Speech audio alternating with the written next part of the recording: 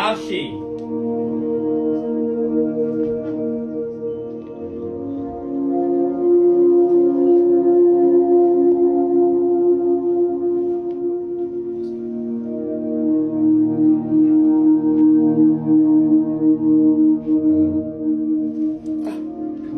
Safiya? A wannan bari zan kalli kyamara ba.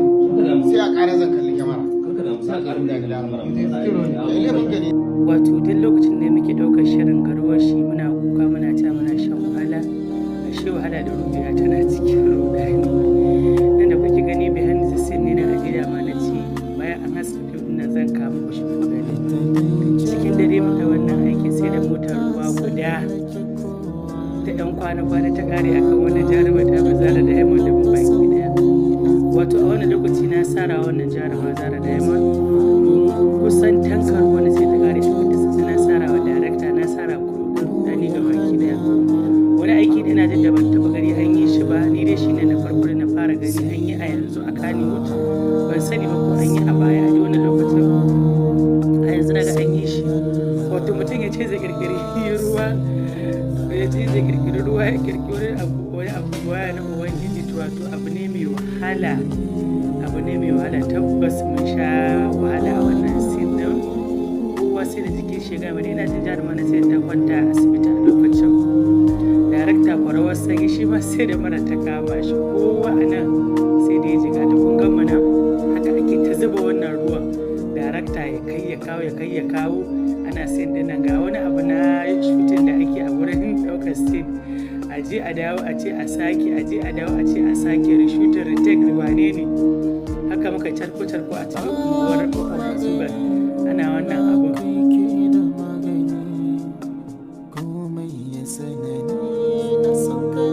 Wani lokaci idan abin ya kai ya kawo sai a tsaya, wani lokaci sai an gaba sai a ce bai ba, sai a ce za a sake mu ce mun shiga uku.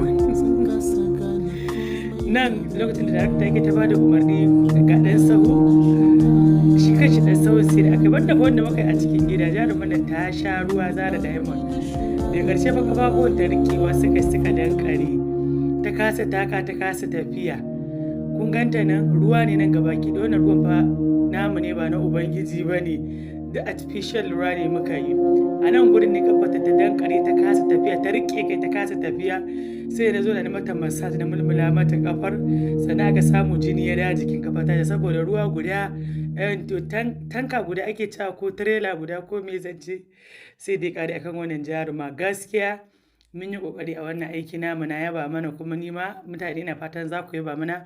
Wannan shine kaɗan daga behind the scene ne da muka yi ruwan sama a cikin wannan fim ɗin namu Rudani. Sannan ina fata mutane za ku je YouTube channel ɗinmu ku kalli fim ɗin mu Rudani. Ga ɗan da muka fito da shi ne saboda ba za mu ɗauko ɗan mutum ba mu kawo shi cikin ruwa. Akwai diramomi kala-kala da aka yi wancan waje, ta ba mu aran ɗan ma guduwa ta da ta ga an ɗauko tanka ruwa. Wallahi tun daga ranar bata ƙara dawa location ba, ta ga inda za a sa mata ɗan ta dama ba Bahaushe ba, ta ce no no no no no no no, aka yi turanci. Ta ce ba za fa a sa mata ɗanta a wannan gurin ba. Jama'a ku ci gaba da kallon Rudani, na tabbatar zai burge ku insha Allahu. Rudani yana nan akan YouTube channel ɗinmu.